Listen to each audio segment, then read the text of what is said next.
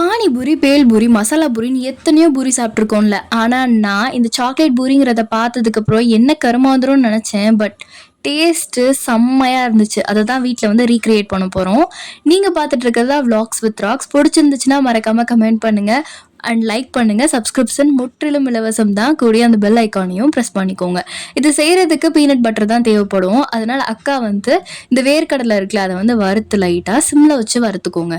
வறுத்துட்டு அத வந்து தோல் எல்லாத்தையும் ரிமூவ் பண்ணணும். நீங்களும் எங்கள மாரி சோம்பேறியா இருந்தீங்கன்னா, தோலெல்லாம் ரிமூவ் பண்ணாம லைட்டா மட்டும் ரிமூவ் பண்ணிட்டு, அத வந்து மிக்ஸியில போட்டு எடுத்துக்கோங்க.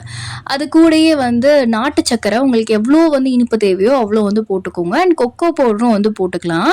போட்டதுக்கப்புறம் கொஞ்சூண்டு வந்து எண்ணெய் வந்து விட்டுருக்கும். கொஞ்சூண்டு. நீங்க வேணும்னா பட்டருமே ஆட் பண்ணிக்கலாம்.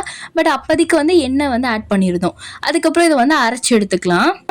அரைச்சி எடுத்ததுக்கப்புறம் சாக்லேட்ஸ் என்ன வேணுமோ அது நீங்கள் வந்து வாங்கிக்கலாம். இன்றைக்கி நாங்கள் என்னென்ன வாங்கி வச்சுருந்தோம்னா மில்கி பார், அதுக்கப்புறம் நெஸ்லே, அதுக்கப்புறம் டைரி மில்க்லாம் வாங்கியிருந்தோம். ஆனால் சாப்பிட்டது என்னமோ டைரி மில்கை வச்சு மட்டும்தான். அண்ட் இதுக்கு நமக்கு சாக்லேட் சிரப்பும் வந்து இருந்தால் நல்லாயிருக்கும். இப்போ பூரிக்காக வந்து கோதுமையில் செஞ்ச பூரி தான் வந்து வாங்கியிருந்தோம். ஸோ அதையுமே வந்து அக்கா வந்து சைட் பை சைடில் வந்து பொரிச்சு எடுத்துகிட்டு இருந்தா. இதுக்கு வந்து ஒரு டிப்ஸ் சொல்கிறேன். ஃபஸ்ட்டு நல்லா வந்து ஆயில் வந்து சூடானதுக்கப்புறம் நீங்கள் வந்து மீடியம் ஃப்ளேமில் வச்சுட்டு போட்டு எடுக்கும்போது நல்லாயிருக்கும். இந்த சிரப் தான் வந்து ஊற்றிருந்தோம். இதுக்கு வந்து நம்ம நார்மலாக வந்து அசம்பிள் பண்ணுவோம்ல, ஸோ அது மாதிரி பூரி எடுத்துகிட்டு அதில் லைட்டாக வந்து ஒரு ஓட்டை போட்டுட்டு பீனட் பட்டர் மாதிரி நம்ம செஞ்சோம்ல, ஸோ அதையுமே வச்சுட்டு அண்ட் உங்களுக்கு எந்த விதமான சாக்லேட் வந்து போட பிடிக்குமோ அது வந்து போட்டுக்கலாம். அதை நீங்கள் மெல்ட் பண்ணி போடுங்க. நாங்கள் இன்றைக்கி வந்து டைரி மில்க் இருக்குல்ல, ஸோ அதை தான் வந்து மெல்ட் ஆகிற வரைக்கும் விட்டதுக்கப்புறம் அதுக்கப்புறம் அதை வந்து ஆட் பண்ணியிருந்தோம். அண்ட் சாக்லேட் சிரப்பும் வந்து போட்டுக்கலாம். நாங்கள் போயிருந்த கடையில் வந்து ஸ்ப்ரிங்கிள்ஸ்லாம் ஆட் பண்ணியிருந்தாங்க. ஸோ அதெல்லாம் வேணும்னாலும் ஆட் பண்ணிக்கலாம். வீட்டில் இல்லாத காரணத்தினால் இருந்ததை வச்சு செஞ்சு முடிச்சாச்சு. ஸோ இதோட டேஸ்ட் எப்படி இருக்குன்னா ஸ்வீட்டாக வந்து சூப்பராக இருக்கும்.